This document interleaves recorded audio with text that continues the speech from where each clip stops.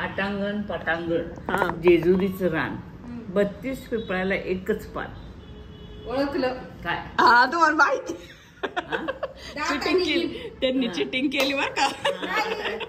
आता मी बघाशी सांगितलं म्हणून ती आता बोलली. 32 दात म्हणजे 32 दात आणि एक पान म्हणजे जीभ. आले हुशार झाली बरं तुमची वारी आता. चला मी सांग का. टोपलं भर लाया त्याच्यात 1 रुपया. काय? टोपलं भर लाया. टोपलं भर लाया आणि त्याच्यात 1 रुपया. काय? नाही आता तुम्ही सांग. मी कसं उत्तर दिलं. मला माहितीच द्यायलाच पाहिजे. टोपलं भर लाया 1 रुपया. ते आपण करून खाऊया. नाही याला काहीतरी पाहिजे आम्हाला. त्याला उत्तर नाही आलं त्याच्याकडून काहीतरी लागल. मग आता आम्हाला शिक्षा. तुम्हाला काय शिक्षा देऊ तुम्ही बघणार पण नाही. आम्ही काय उत्तर सांगा. मला पण नाही माहित काय टोपलं भर लाया. मला पण नाही माहिती काय टोपलं भर लाया. टोपलं भर लाया म्हणजे आकाशातल्या चांदण्या त्याच्यातला 1 रुपया म्हणजे तो चंद्र. अरे वा सुंदर आहे ना. अजून एक विचार. मी म्हणते बघ काय. हुमान हुमणे नाका चिमणी. मला तर काहीच नाही माहिती. मला नाही येत. एवढ्या लवकर हार मारली का मावशी? विचार करा. नाका चिमणी. हुमान हुमणे नाका चिमणी. कैरीला काय येते? हारलो सांगा आता. नाही माहिती आम्हाला. नथ. आताच विचारलं होतं त्यांनी. तरी आपल्याला ते हुमान हुमणे काय कळालं. आता विचारलं होतं 2 म्हणजे. आता माझी बारी. माझं फार वाई येते बरं का. पण तरी झिप्र कुत्र देवावर मूत्र. माझं कुत्रे आवडतं म्हणून कुत्र्याचं नारळ. अरे वा माझं सोपं आहे. दोघींना माहितीये.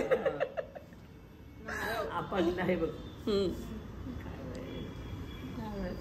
काहीतरी लक्षात येईल ना. आता आम्ही लहानपणी दारापासून का नाही हे असलं हे करायचं. हो आम्ही पण खेळायचो लहानपणी. आता नाही खेळत पोर असं काय. नाही खेळत नाही ते. आणि चालण्यापासून अगदी अशा गप्पा रात्री दिवसभर जो अभ्यास सांगितला असेल ना तो पाठांतर सांगायचं ओळखायचं.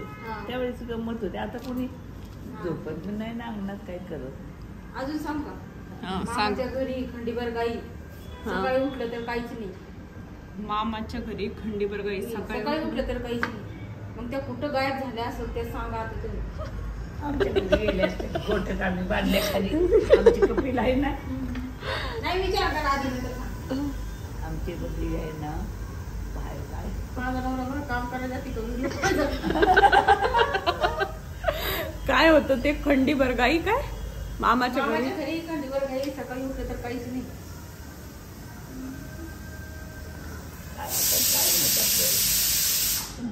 गोट्यात होत्या का. पुन्हा एकदा चांदण्या सकाळी त्या नसत्यात रात्री असतात. बाई बाई बाई बाई बाई मावशीला लई चंद्र आकाश तारे आवडून. चला आता स्वयंपाकाला लागा. चिट्ट्याहून चालल्या तिकडं. अंधार खोली म्हातारी म्हणजे मेली. 5 जण होते पण दोघांनीच उचलली.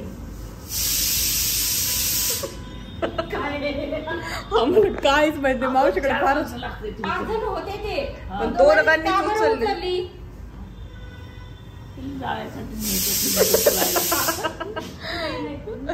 तुम्ही विचार उत्तर सांगितलं तर भात नाही हो. मग काय उत्तर सांगा. तिकडे शेपूट.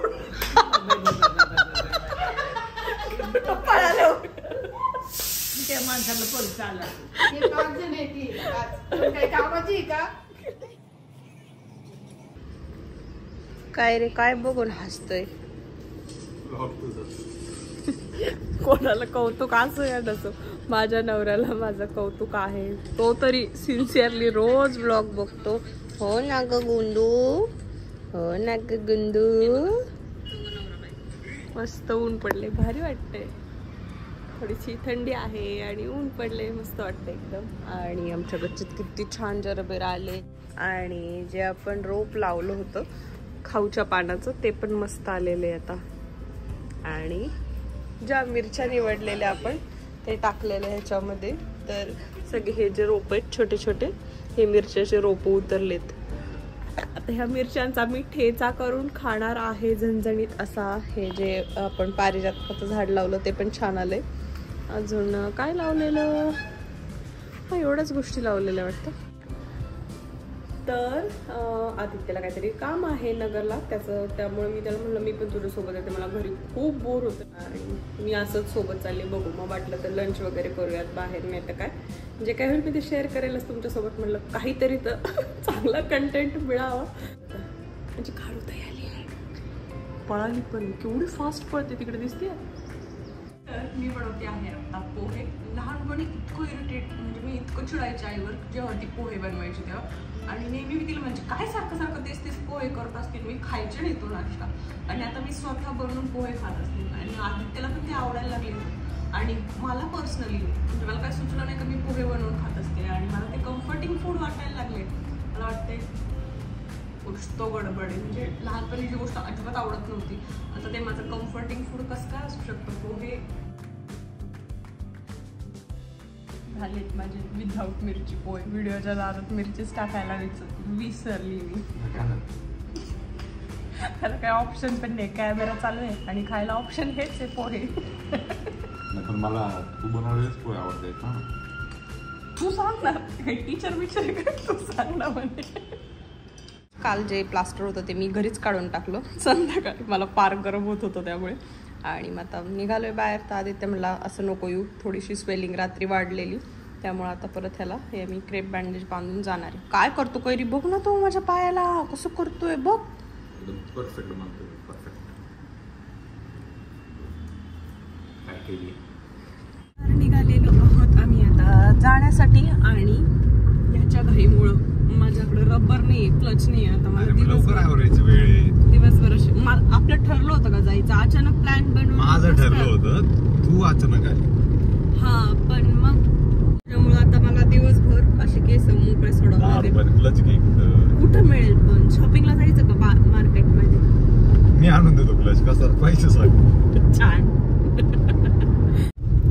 तर चेंज इन प्लॅन्स. आम्ही ज्यांच्याकडे आलो होतो त्यांना थोडासा वेळ आहे, अजून 1-1.5 तास. त्यामुळं माझ्या डोक्यात आले की आपण जर मूवी वगैरे असेल तर ते बघूयात म्हणून.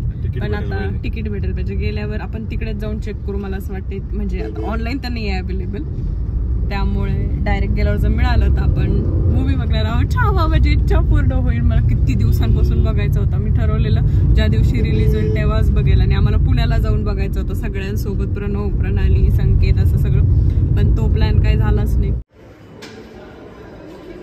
तर आदित्य बघतोय तिकीटसाठी. मिळालं तर खूप बरं होईल. माझा पाय पण सुजलाय, पायात चप्पल सुद्धा जात नाही, उगाच आले असं होते. हा दोन आहेत पण कोपऱ्याला वाटतं. कोपऱ्याला बघू, चल कन्व्हिन्स करू. कसं काय कन्व्हिन्स? सो मूवी बघून झाला आणि आम्ही निघालोय ना. आम्हाला लिटरली दोघांनाही डिसअपॉइंटमेंट मला दुसरा शब्दच नाही. मला इतका पहिली गोष्ट इतका राग येतोय ना पिक्चर बघून. हा ते जरा जास्त म्हणजे मला बघताना बोर झालेलं. म्हणजे तर खूपच म्हणजे खूप डिसअपॉइंटमेंट झाली आमची. जेवढ्या एक्सपेक्टेशन्स होत्या मूवीमधनं काहीच मराठी डायलॉग नाही, मराठी एखादं गाणं नाही, मराठी कुठलीच गोष्ट नाही घेतली त्यांनी. जे की मराठी डायरेक्टर होते आणि आम्हाला एक्सपेक्टेशन्स होत्या की असं खूप काहीतरी छान असेल. आपल्याकडे आता वेळ आहे का मला बोलायला, नका आपण घरी जाऊन बोलायचं. आपण घरी जाऊन स्पेशल वेगळा व्हिडिओ बनवूया, त्याचा स्पेशल रिव्ह्यू दिला पाहिजे की नाही. खरंच द्यायला पाहिजे, ऑनेस्ट काय म्हणते रिव्ह्यू द्यायला पाहिजे.